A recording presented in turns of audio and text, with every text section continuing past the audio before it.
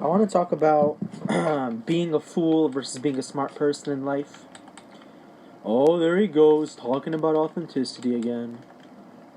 Guys, the biggest fucking foolish thing you could ever do that will make you feel like you're a fool if you do it is act like what you aren't.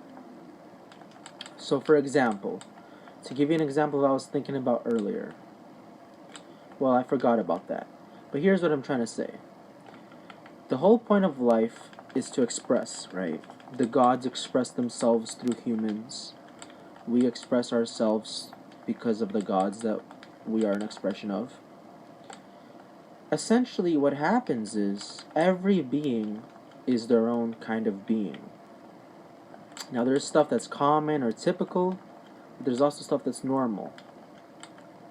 Some of us are very common and typical, but not normal. Some of us are very normal, but not common or typical. I happen to be somebody who's very normal, but not common. It's not common to be very normal. There are some people like me, but it's kind of rare.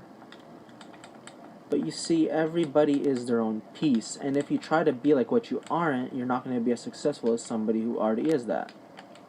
So if you like nerds, right? Say, you, for example, you want to be a nerd because you think that they're cool or whatever, so you want to be like a nerd, you want to wear nerd clothes, you want to do nerdy things, you want to have a nerdy lifestyle. But you're fighting to do that. Inside of you, you're trying to achieve that, but there's something else there that's not exactly nerdy about you.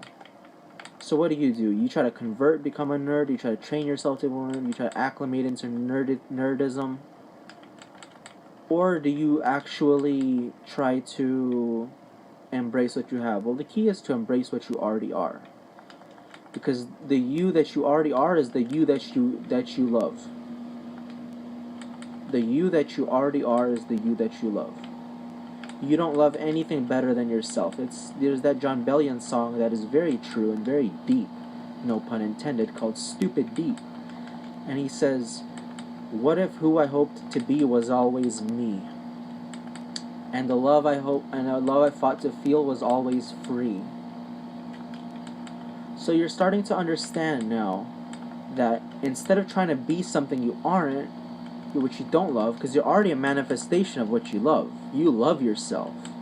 Don't get it twisted. You adore yourself. That's why you are the way you are. The reason why you are the way you are is because you adore yourself.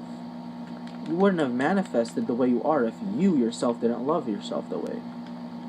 Or the God that's expressing himself through your vessel. So what you really love is yourself, and in terms of who you want to be. Instead of being something else that you aren't, that you think is cool, turn the sights inwards on yourself and see what you already are. Because that which you already are is that which you truly like. And there you will find joy and pleasure. Now, happiness doesn't come from being yourself. Happiness comes from the realization that all things are interacting and connected. But in order for you to play your part, and this is the greatest key of all, you don't have to remember any of that other nonsense. Be yourself, express yourself, and figure out who you are if you don't know who you are.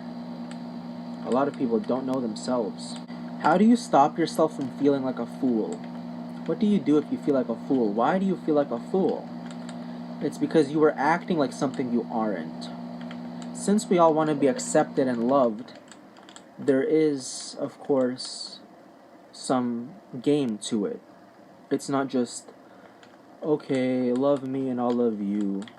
There is some kind of impression, some kind of presentation of yourself that you're giving to the world.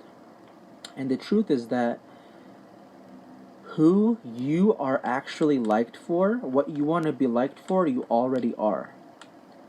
We are expressions of spirituality and divinity unto each other.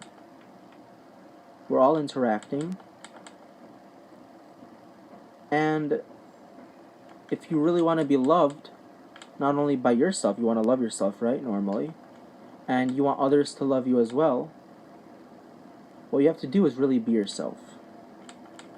Who you really are is who you love. You wouldn't have chosen to be that through your divine, origins if you were going to come here and be like, I don't love myself. But there is an impression game. You can choose to present yourself however you want to. So to live in accordance with the truth is the most important thing. What already is. Be what you already are. If you're a female, be a female. If you're a male, be a male. If you're a nerd, be a nerd. If you're good at video games, be good at video games. Don't try to be something you aren't, because it's not some mystical reason. It's because you don't like that which you aren't. You like that which you are. That's why you want to be what you are. So a lot of the time we're just disconnected from ourselves. We think that, well, I want to be this, or I like this, but I don't have that. It's not me. Well, the truth is you really are that already, because what you love is what you already are. You just need to get past the layers of illusion that stand in the way between you and what you think you are.